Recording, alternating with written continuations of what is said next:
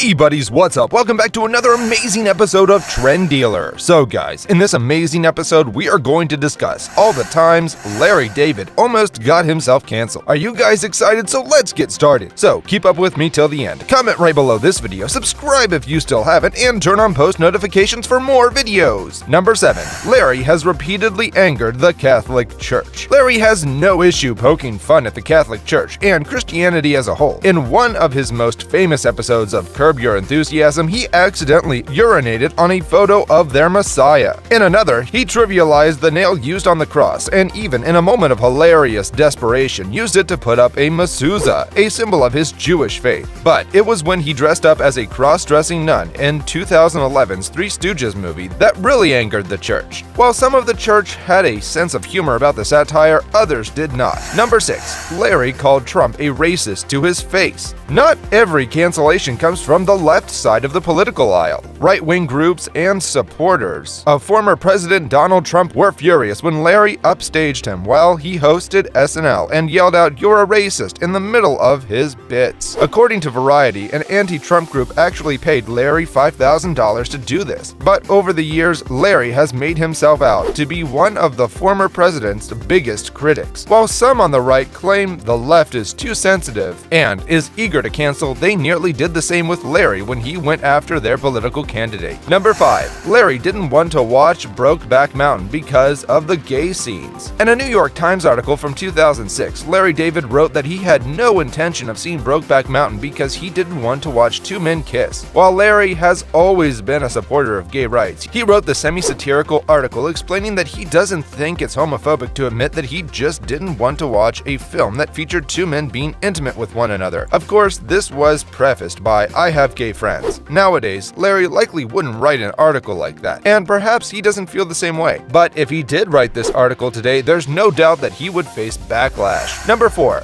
Larry's Holocaust jokes on SNL. For many Jewish rights groups, Larry has been one of the biggest supporters around. But Larry faced a little backlash from them after he made some concentration camp jokes while hosting Saturday Night Live. While he was the subject of the jokes about hitting on women in the camps with him, many found his comedy deeply offensive. Even the CEO of the Anti-Defamation League slammed Larry for what he said. The material may have worked on Curb, but it clearly didn't fly with the more mainstream audience that watches SNL. Number 3. Larry's fatwa storyline on Curb Your Enthusiasm. While many fans of Curb Your Enthusiasm weren't a fan of the fatwa season of the show, it actually angered some Muslim rights groups. Even The Guardian's Phil Harrison went after Larry for poking so much fun at the Muslim faith. Although former Muslims like acclaimed actor Salman Rushdie, who himself was a victim of a fatwa, came to his defense. Although most saw that Larry was poking fun at extremists in the faith, like Ayatollah Khamenei in particular. Number 2.